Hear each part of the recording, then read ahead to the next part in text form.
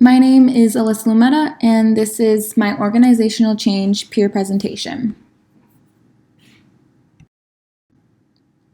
I believe my ideal personal leadership style is a servant leader.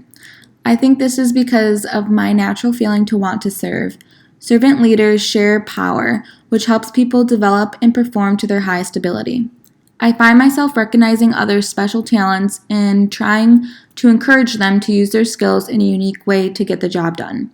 This helps them find purpose in their work and empowers them to perform at a highly innovative level. Burkowski describes servant leadership as the leader coach before the leader expert. I believe coaching employees and allowing them to lead themselves will result in greater achievements. Servant leadership is a leadership style I see myself using to my advantage while implementing my DNP project. I currently work at McLaren Oakland Hospital in the cath lab. McLaren's culture as a whole is based on their 5 main values: accountability, an obligation or willingness to accept responsibility; integrity, or maintaining a focus and consistency by doing the right thing; diversity, maintaining an environment that respects dignity and sensitivity; excellence, or performance that exceeds expectations; and respect, to recognize the infinite worth of the individual and care for each one as a whole person. McLaren's mission is to provide the best value in healthcare as defined by quality outcomes and costs. Their vision is to be the recognized leader and preferred provider of healthcare services to the communities they serve. McLaren's culture is open and capable of accepting change. Because McLaren Oakland is a very small hospital, we have a strong sense of community, creating a positive work environment. I evaluated McLaren Oakland Hospital's readiness for change by using Weiner's theory of organizational readiness for change. According to Weiner, organizational readiness for change is defined as the staff member's commitment and change efficacy to implementation of organizational change. In Weiner's theory, change balance is whether the organizational members value the specific intended change. For my DNP project, I'm planning on doing a policy analysis and recommendation. I interviewed many of the nurses and came to the conclusion that there is a sense of urgency for policy implementation.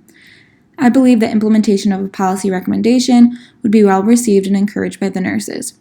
In terms of change efficacy, I evaluated task demands, resource availability, and situational factors. Task demand is knowing what course of actions are necessary and its association with resource availability. My DNP project is going to be a policy that guides practice. I don't think that this will require obtaining more physical resources, more that it will provide an instructional resource for the nurses.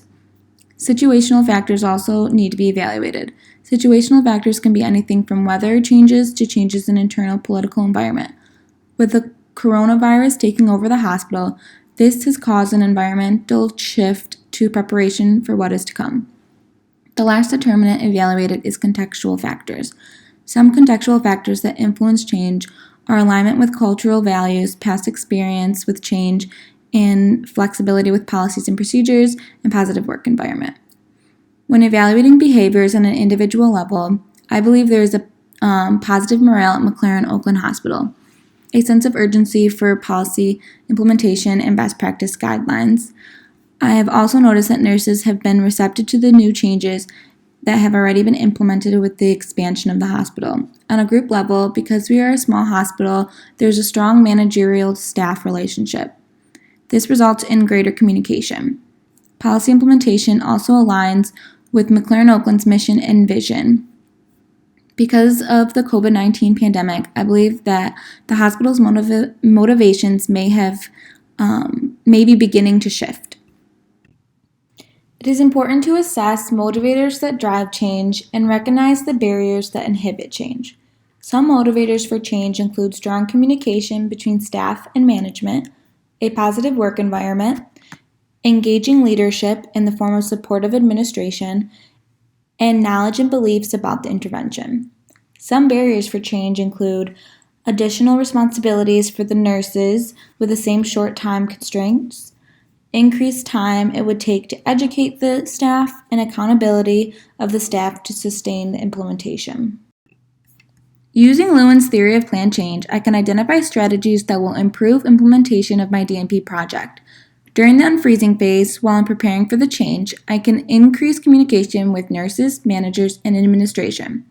These are the individuals who will be affected by the change. In doing this, motivation will improve because they'll be involved in the decision-making process. During the moving phase, I can provide an intervention champion who will be a resource for the nurses during the implementation process. This will help with accountability of the nurses. Lastly, during the refreezing phase, it is important to acknowledge the staff for doing a great job with the change. Being recognized for a job well done makes a big difference. This will encourage the nurses to continue with the implementation and allow for sustainability. Former leaders I will engage with during the implementation of my DNP project include nurse managers, nurse educators, administration, and quality improvement chair members. Some informal leaders I will engage with include the experienced nurses that are looked up to and expert nurses who lead with their high level of clinical competencies. Servant leadership style will influence my DNP project because servant leaders are teachers rather than micromanagers. They explain the why behind the changes to motivate the team with a sense of understanding and the need for change.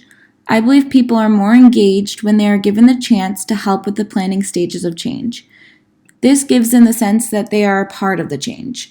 I also believe that when people feel valued, they value what they are doing.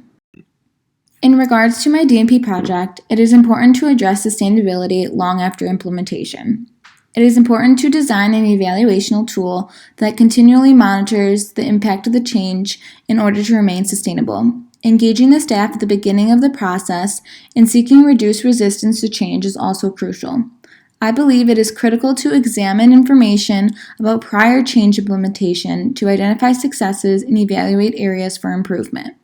Acknowledging the staff for working hard and rewarding them is also very important to cultivate sustainability of my DNP project.